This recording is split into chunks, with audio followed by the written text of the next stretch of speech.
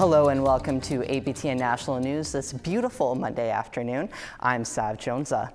A group that calls themselves Guardians of the Territory have been staging blockades and protests across First Nation territory in Quebec. This is in response to Quebec legislation Bill 97, which the national government says intends to modernize the forestry regime. Savannah Craig has more. A group of land guardians set up a blockade outside of forestry company Domtar's sawmill in Saint-Prime, Quebec.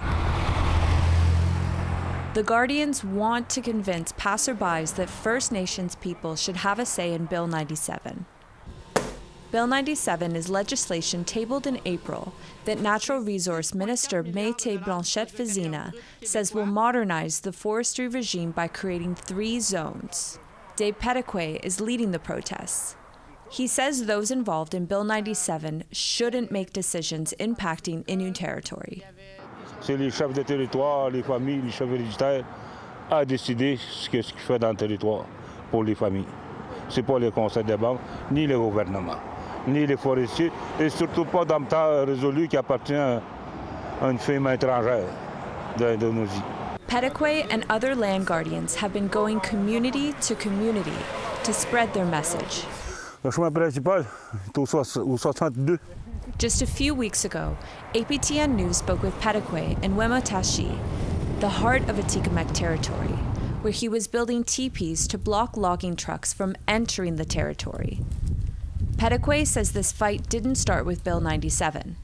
Depuis 2023, qu'on est actif, on n'a jamais abandonné le combat, on a toujours été continu. C'est vrai, il y a eu un moment.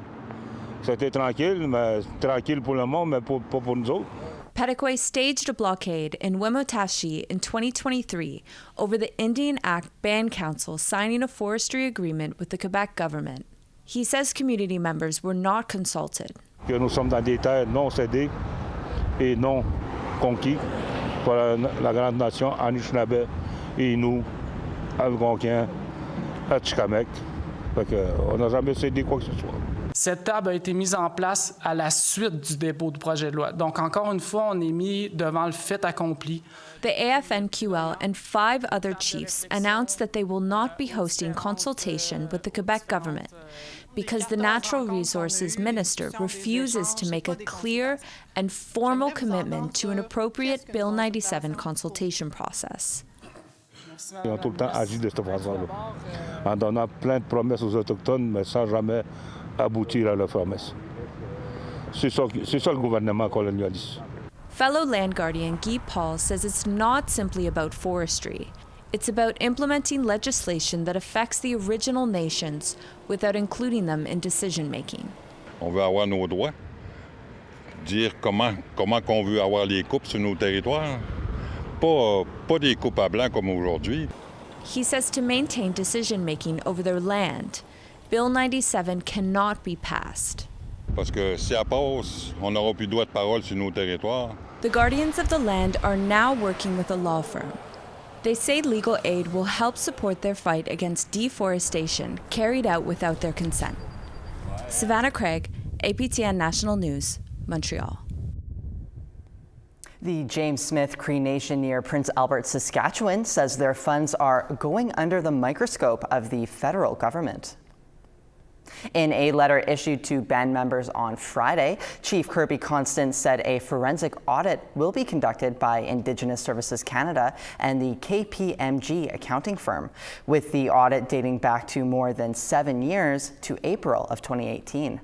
Chief Constant says he welcomes the audit and hopes it will answer questions about $1 million in federal funding that was supposed to come to the band from the Federation of Sovereign Indigenous Nations during the COVID pandemic.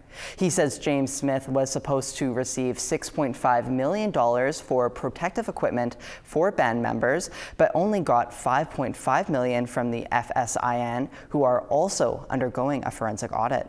He says all official audit updates will be posted on the First Nations Facebook page to help prevent misinformation. A pavilion showcasing First Nations in Manitoba is cancelled due to wildfires throughout the province. We'll have more on that coming up after the break. Stick around.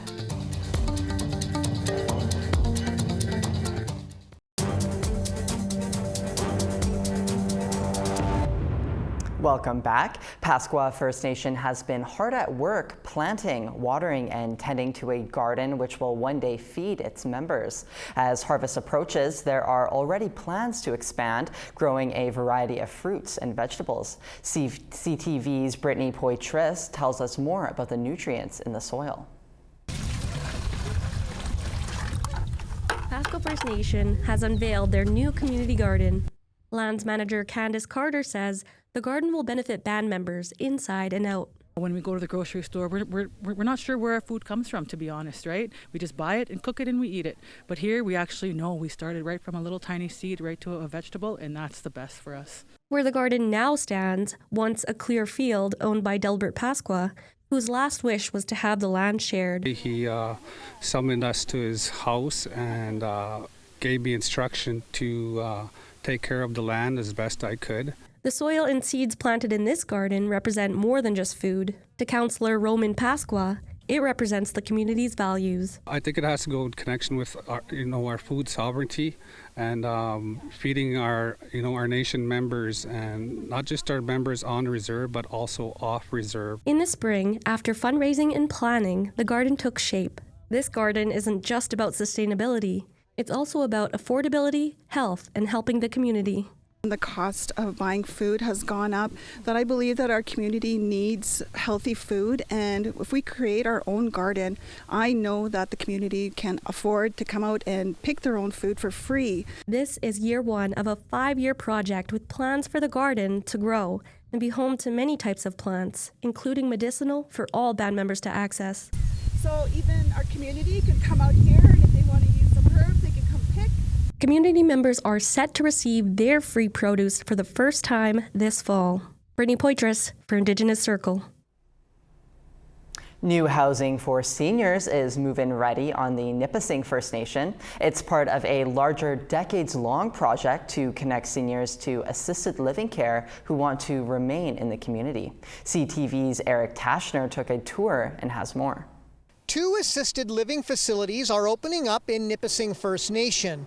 The first is in Duchesne. It's called Where the People Are Cared For. 10 seniors will live here who have light assisted living needs. This will alleviate some of the burden on long-term care homes and other assisted facilities. Each unit has its own bed and washroom. The lodges will have 24/7 staffing from nurses, PSWs, and other support workers. Meals, cleaning, and recreational programming will take place, and there's the possibility of basic medical care through the First Nations Home and Community Care Initiative. Provide extra support for either medication distribution or whatever needs that they may require for wound care and mobility. The second lodge will be in Garden Village, and it will be opening up later this year.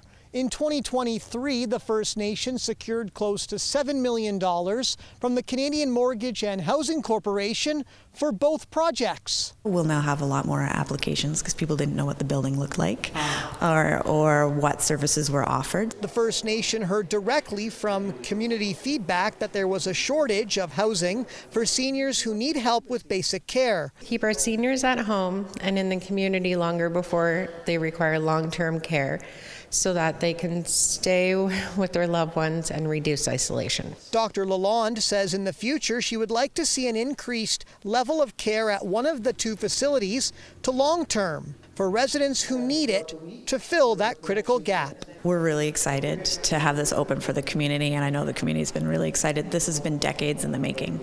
Eric Tashner, CTV News, Nipissing First Nation. The First Nations Pavilion has withdrawn from Winnipeg's Folklorama Festival to focus on helping wildfire evacuees. The annual festival showcases over 40 different ethnocultural communities in Manitoba through entertainment and cuisine. Buffy Handel is the executive director of the First Nation Pavilion's sponsoring organization, Nimu Egwa Inc. She said they value their relationship with Folklorama and the opportunity to share Indigenous culture. However, they're shifting their focus to support evacuees, stating, quote, "It is essential that space, safety, and extra care be given to those most affected." Focolrama Executive Director Teresa Cotronillo said they're disappointed but stand by Nimuegua's decision. The Brazilian pavilion also moved its dates and location to accommodate for an emergency shelter for evacuees. APTN News reached out to Handel and Focolrama but did not hear back by airtime. We now want to tell you about this week's web poll question. We asked, do you think the federal government will adequately consult with Indigenous peoples on development projects of national interest? 37% said yes, and 63% said no. Next, we asked, should media have more access to closed-door meetings between government and Indigenous peoples? 73% said yes, 10% said no, and 18% were unsure. And lastly, we asked, do you agree with the Trump administration's decision to reopen the Arctic National Wildlife Refuge for oil and gas drilling?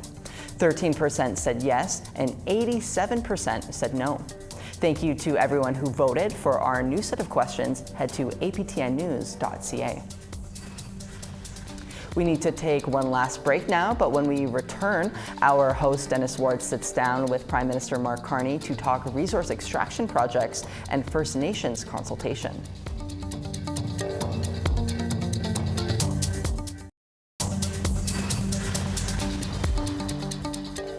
Let's see what Monday has in store for us. It will be plenty of sun and 21 in Halifax and Fredericton. 17 in sun in Cartwright, 7 in Inukjuak. Quebec City will be 26 and 27 and cloudy in Montreal. London will be plenty of sun and 29, 32 in sun in Ottawa. Sudbury will be sunny as well in 27 and cloudy and 20 in Sioux Lookout. Churchill will be 13 and 17 in cloud in Puckatawagan. Winnipeg is 21 and 18 in Barons River. Regina is 20, 16 in sun in Yorkton. 12 in Stony Rapids and 16 in La Ronge. 25 in sun in Fort McMurray, 22 in High Level. Rain and 21 in Lethbridge, rain and 21 in Edmonton. Vancouver and Victoria are 23 and plenty of sun. 23 in Fort Nelson, 25 in rain in Prince George. Mayo is 25 and 24 in Watson Lake. Norman Wells is sunny and 26, 20 in Yellowknife. Sax Harbor is 12, Tuktoyaktuk is 21. It is 17 in Chesterfield and will be 13 in Cambridge Bay. 12 in Iqaluit, 6 in Resolute. Prime Minister Mark Carney made his way up to the Northwest Territories this past week and made a stop in his hometown of Fort Smith before meeting with Inuit leaders in Inuvik on Thursday. Our Dennis Ward had a chance to speak with the PM, APTN News' first time to speak with the new Liberal leader. Here's the rest of that interview. Coming out of that meeting, an MOU between Alberta, Saskatchewan, Ontario. They want to see a pipeline from Alberta to Ontario. Manitoba didn't sign on to that. I was going to say, last time I checked my, Premier Wab Kidu saying, that we haven't consulted with Indigenous peoples about this. Yeah. I think that, this is an important point. And I tell you, Dennis, this is something that came up over and over in the election campaign. It's part of the reason why I'm careful about saying certain projects. Because Energy East is a name for a pipeline going across the country. It was a proposal of more than a decade ago. You're familiar with it. A number of people watching are familiar with it. And I get asked, are you going to support it? I'm like, well, it's not my decision. There's the provinces. There are the series of First Nations that would be affected by it. Then there's, who's going to buy the... There's lots of potential advantages to a project like that. But people have to be behind that. And part of the question is, if not that, what else might they be behind? And I'll give an example, if I may. And Premier Canoe, he said this publicly and had discussions with him yesterday about this.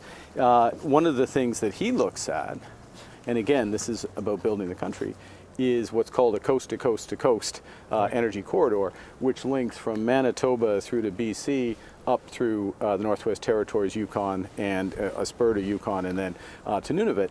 And, you know, and also does in a way, and this is, again, part of their thinking, Manitoba government's thinking, which I'm very supportive of, is in a way where there is Indigenous ownership from the start and at the core of the corporation that would help to build this. Now, I'm going to use that as a chance to make a point, which one of the signature elements of our approach, the federal government's approach on these nation building projects, has been, yes, aligned with the interests of Indigenous people.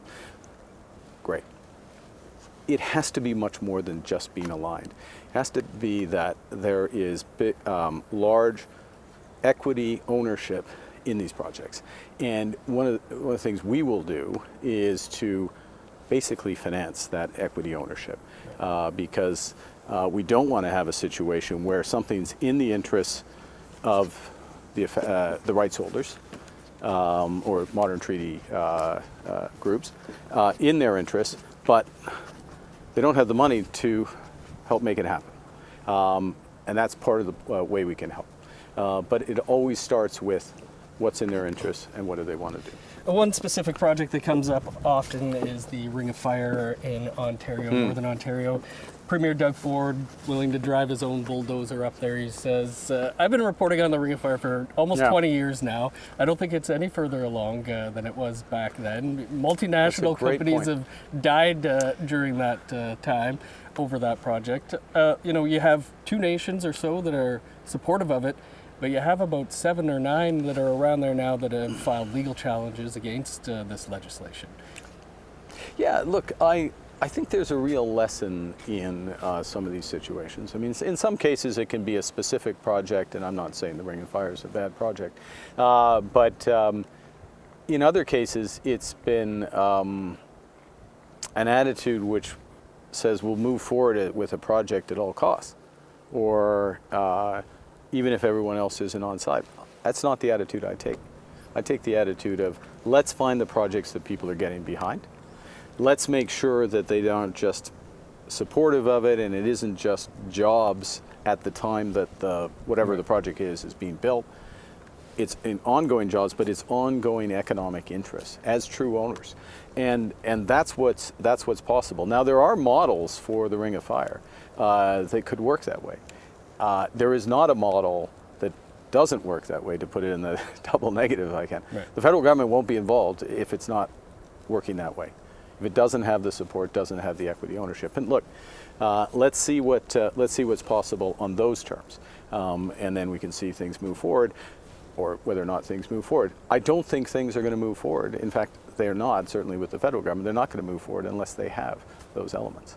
Are you concerned that this is just one legal challenge? Are you concerned that once these projects are made public, that financing starts going into them, that they'll be met with further lawsuits or blockades? Look, again, it's a question of who you have behind. If you're building out an energy corridor, energy and trade corridor to Grays Bay Point, it's on my mind because of where we are. If we're doing that, then you've got to have lined up that support for it. Now, who's going to challenge it?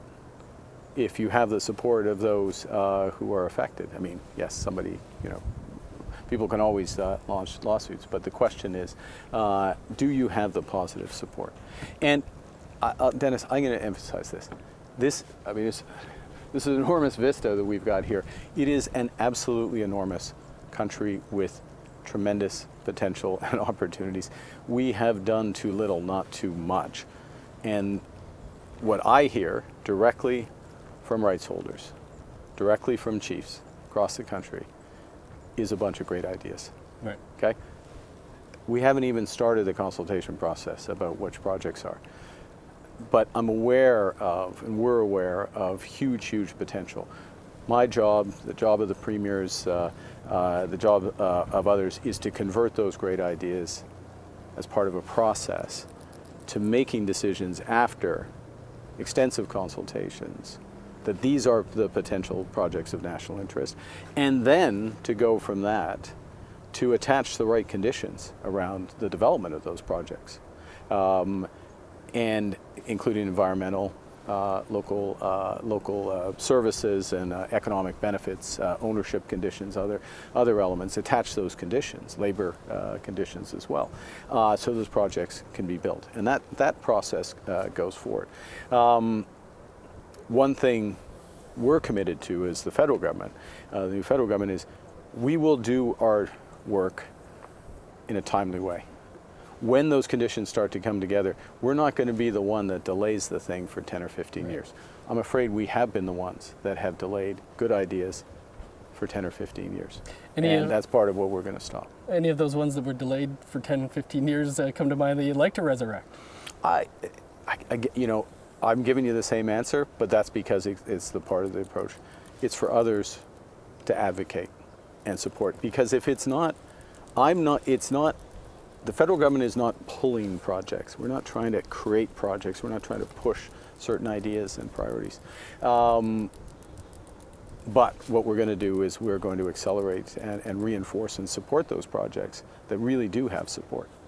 And, it's interesting. I mean, you've asked on a variety of things, but sometimes this whole thing gets reduced down to pipelines. Yeah.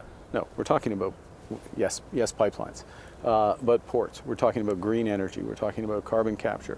We're talking potentially about data centers and artificial intelligence. We're talking about in Northwest Territories, right here, one of the nation building projects, potentially, and the Premier's been an advocate for this, and again, the Premier is being very careful and others are being very careful to see whether there is the support of the rights holders, but is Mackenzie Valley Highway to Norman Wells, which actually brings economic benefit, it brings direct social benefit, I can put it that way, and it can help with our national security as well. So it's a wide range of potential projects, and that's what's exciting about it. We won't be able to do everything, to state the obvious, and or at least not everything immediately. So we're setting up a process where things are positively advocated, they've got support, and then we get behind them and move them forward. Here's a project that was pitched by the national chief, and that was closing the infrastructure gap for First Nations. 600 plus billion, hundreds, thousands of jobs could go into that. Is that in the national interest? It's certainly a response. I'd reframe it. It's a responsibility. It's a responsibility to provide health, social services, to have the infrastructure across this country at comparable levels. That's a different.